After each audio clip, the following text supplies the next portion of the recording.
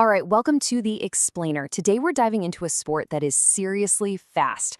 I'm talking about field hockey. You've got a ball that can fly at over 100 miles per hour, and every single move is a huge risk. It's all about speed, precision, and strategy, and we're going to break down what makes it so compelling. Okay, so let's get right into it. Picture this.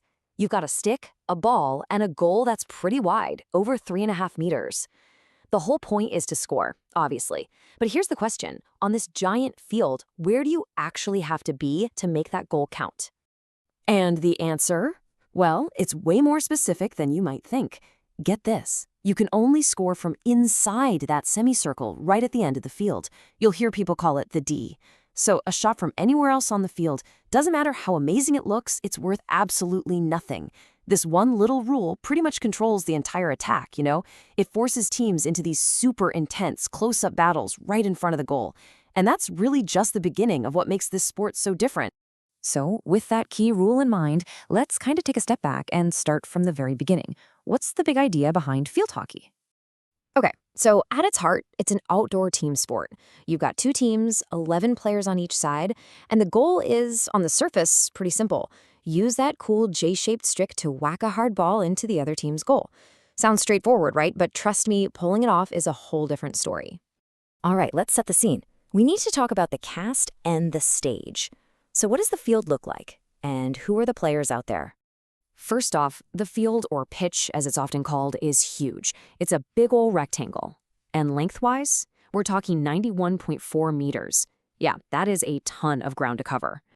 And it's also 55 meters wide. So when you put that all together, you've got this massive playing surface that demands some serious fitness and, really smart teamwork to even hope to control it. Now, this field is covered in lines, and they all mean something.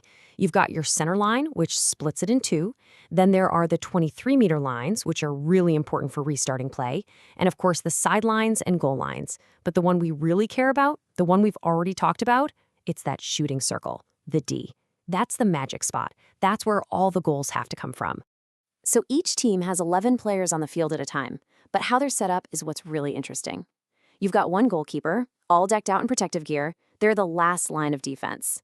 Then you have 10 field players. And these guys are usually split into forwards, whose job is to attack, midfielders, who kind of play both ways, and defenders, who are trying to stop the other team.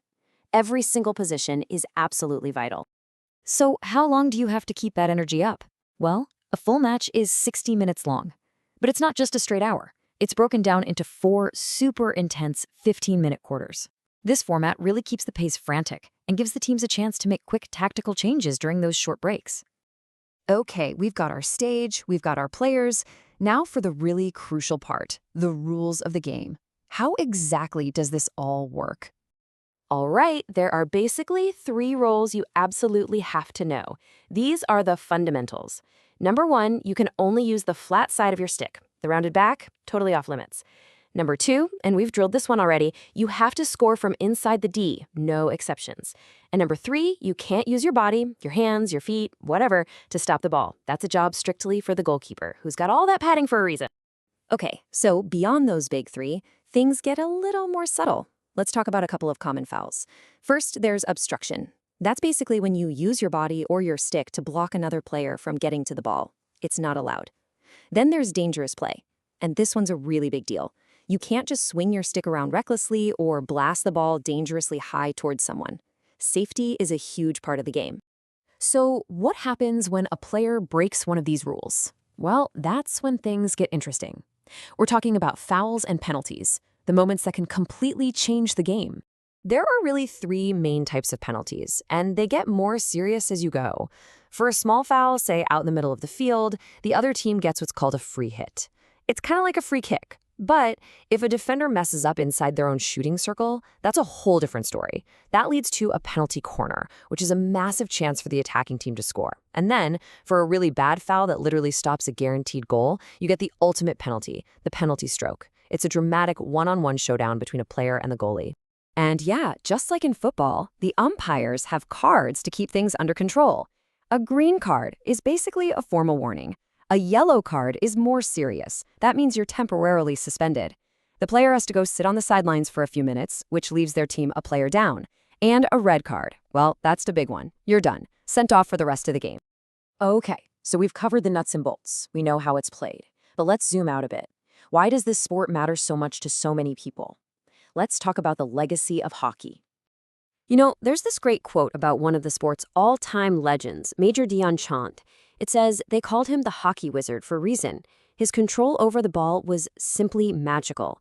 And that really gets to the heart of it. This guy was a true artist with the stick. His control was just unreal. And he was just the start. That incredible legacy has been carried forward by so many others. I mean, you've got legends like Balbir Singh Sr., who won 3 Olympic golds. And then you have modern-day heroes like Ronnie Rampal, who captained the women's team with such skill, and Manpreet Singh, who led the men's team to that historic Olympic bronze. These are the players who keep inspiring everyone. And that inspiration is so important because this sport is about more than just the pros. The advantages of playing hockey are huge. I mean, physically, it's an amazing workout. It'll boost your fitness, your speed, your coordination, but it's also about what it does for you mentally. It teaches you about teamwork, about sportsmanship, and about a kind of mental discipline that helps you in, well, pretty much every part of life. So think about it. You've got lightning speed, you've got mind-blowing skill with the stick, and on top of it all, you have this absolute need for perfect, seamless teamwork. When you put all of that together, you gotta wonder, could this be the ultimate team sport? I'll let you think on that one.